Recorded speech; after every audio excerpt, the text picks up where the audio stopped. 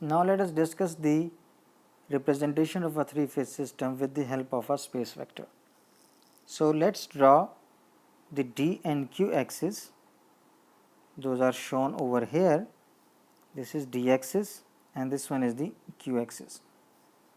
And this is phase A axis, phase B and phase C, which are displaced 120 degree with respect to each other. Now if we take the projection of phase A along D axis, that we can calculate by multiplying the quantity along phase A axis with cos of theta.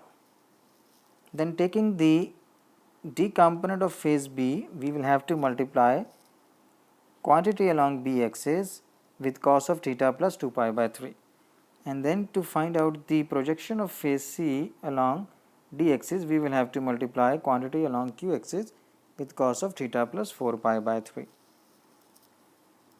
Q axis, net Q axis component can be calculated by taking the projection of phase A, B and C along the Q axis.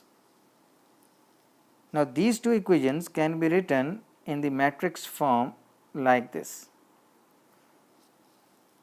where this QA, QB and QC are the instantaneous values of phase A, B and C. Now if we consider theta equal to 0, as you can see over here, so this matrix can be written in this form. So this equation will become like that. So whenever we sample QA, QB and QC, means some quantity of three-phase system, either voltages or currents, flux or magnetic field, and we multiply this one with this matrix, you will get D and Q components. Okay.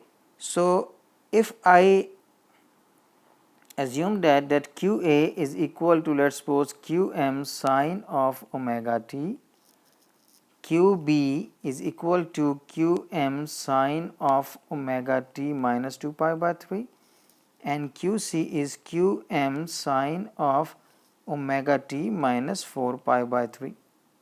So if I now use these expressions over here and I find out the net vector Q net, that is equal to QD plus JQQ, where QD is representing the value across D, net D component, and QQ is representing the net value across Q axis.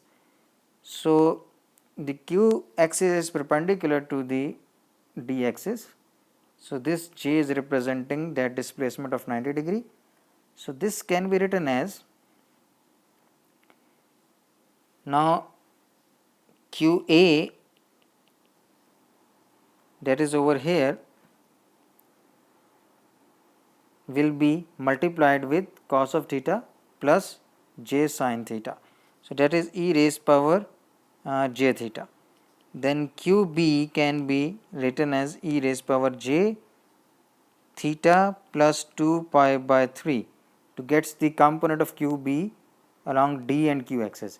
So we can say the unit vector over here is j theta, the unit vector over here is e raised power j 2 pi by 3 plus theta, and the unit vector for phase C is e raised power j theta plus 4 pi by 3, right. So Q for the projection of phase B along Q and D axis, we will have to multiply the quantity of phase B with e raised power j theta plus 2 pi by 3, and for QC, that is the quantity along phase C, we will have to multiply it with theta plus 4 pi by 3.